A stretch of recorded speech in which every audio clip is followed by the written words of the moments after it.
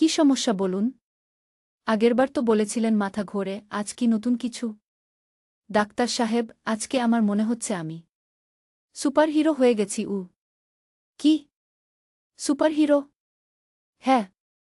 আমি আজ সকালে চা খেয়ে এমন গরম লাগল যেন আগুন ছুঁড়ে ফেলতে পারব। ওটা গরম চা ছিল। এটা সুপার পাওয়ার না গে। আরেকটা কথা, আমি যখন দৌড়াই আমার মনে হয় আমি খুব দ্রুত। বাতাস কেঁপে ওঠে। ভাই, আপনি দৌড়ান ধীরগতিতে। বাতাস কাঁপছে কারণ আপনি হাঁপাচ্ছেন। ডাক্তার, আমার মনে হচ্ছে আমার শরীরে রহস্যময় শক্তি ঢুকে গেছে। না ভাই, শক্তি না, আপনার ঘুম কম হয়েছে। এক কাজ করুন, সুপারহিরো হয়ে উড়তে যাইবেন না। আগে ঘুমান। কিন্তু ডাক্তার, আমি তো সত্যিকারের হিরো।